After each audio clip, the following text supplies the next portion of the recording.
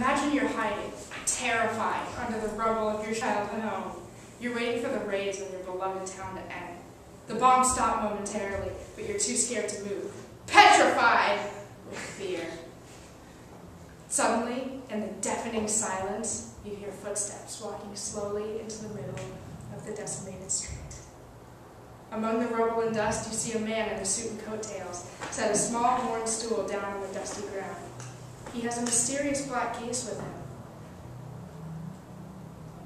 from which he pulls out an exquisite handcrafted cello.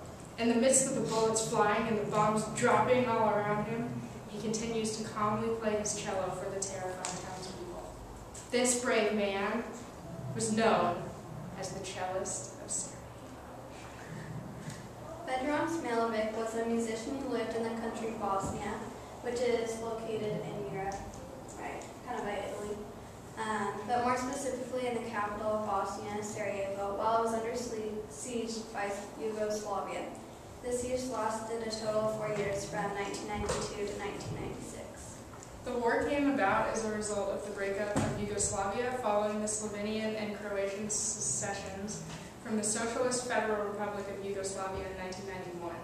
This war killed a total of 12,000 civilians and wounded 56,000 more people.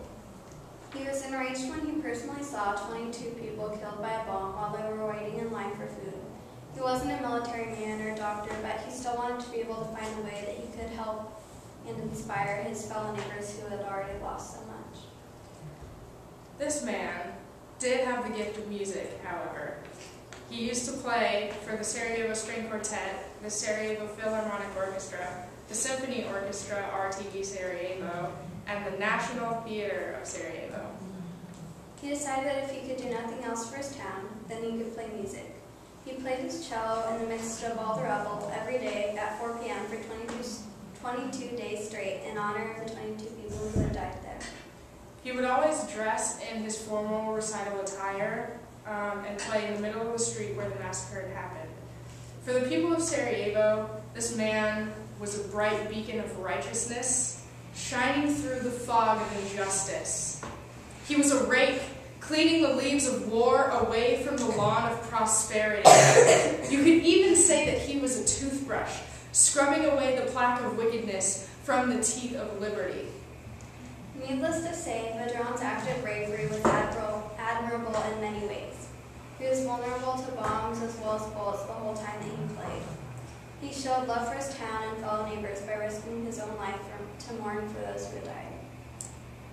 Of all the incredible stuff he did and the bravery that he showed, we don't think that this is technically civil disobedience because he didn't break any laws on purpose to live by his own higher law or change anything. But he did risk his life, like Antigone did, to mourn for people who had died unfairly. He accepted death as a possibility and carried on anyways to play his cello in the hope that he could express the town's sorrow and loss through his music. He was a gas station of happiness on the long highway of despair. He was the lawn mower of redemption, chopping the grasses of humiliation.